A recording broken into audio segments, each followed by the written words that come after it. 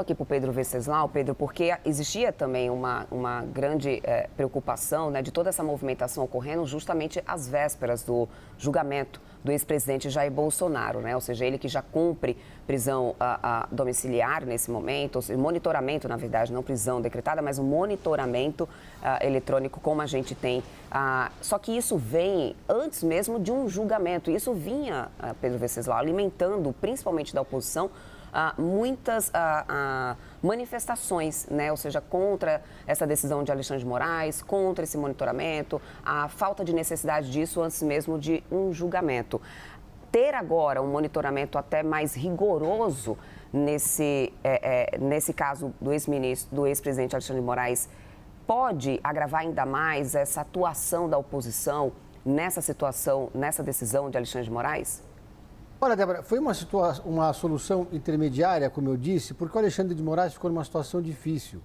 Que o ex-presidente da República quebrou as proibições relativas às cautelares, isso é fato, todos os juristas concordam, tanto os juristas mais conservadores quanto os mais progressistas, os mais críticos a Jair Bolsonaro. Há um certo consenso no meio jurídico entre os constitucionalistas e os penalistas, de que sim, Bolsonaro teria quebrado várias cautelares, teria descumprido as medidas cautelares, motivo haveria para Alexandre de Moraes determinar a prisão preventiva do ex-presidente da República em regime fechado.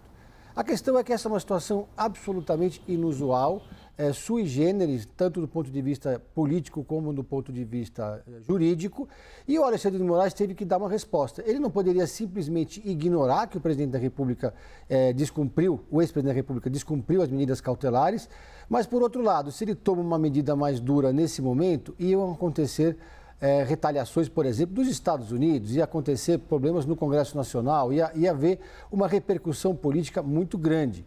Inclusive, há uma expectativa entre os bolsonaristas de que a qualquer momento Donald Trump possa tomar novas medidas contra o Brasil, contra autoridades brasileiras, contra ministros do Supremo Tribunal Federal, em função do endurecimento das decisões em relação ao ex-presidente da República.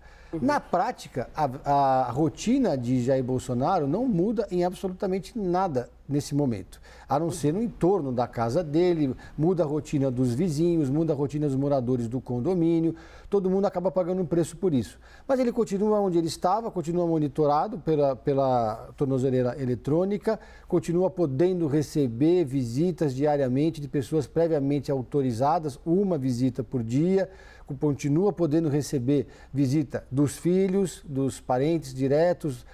Quem tem ido sempre rotineiramente visitar o ex-presidente da República é o senador Flávio Bolsonaro, que acabou se transformando no principal interlocutor do ex-presidente da República.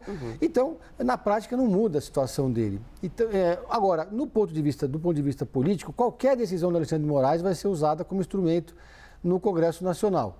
Então, nesse momento, já há uma radicalização da oposição. Nesse sentido, a expectativa é que no Congresso Nacional, a partir da semana que vem, quando os parlamentares voltarem das suas bases, voltarem ao trabalho, esse tema certamente vai ser colocado em pauta e vai pesar nas decisões da reunião do Colégio de Líderes que vai acontecer na semana que vem. Vão votar a questão da anistia. A anistia é um projeto que está a 3 degraus ainda de uma decisão do Colégio de Líderes, porque no primeiro momento estavam discutindo a questão do foro privilegiado, das prerrogativas do Congresso Nacional em relação a permitir ou não investigação de parlamentares, não houve consenso, mas agora vai contaminar, né? Provavelmente vai contaminar o debate no Congresso Nacional na semana que vem. O governo tem uma série de pautas importantes que gostaria de ver colocadas em votação ou avançando no Congresso Nacional, como a isenção do imposto de renda para quem ganha até R$5.000 e etc., e agora vai ter que lidar com isso, né? No momento que tem também uma CPMI do INSS. Acaba tumultuando o ambiente político no Congresso Nacional, mas, na prática, não é uma decisão que muda a rotina do ex-presidente.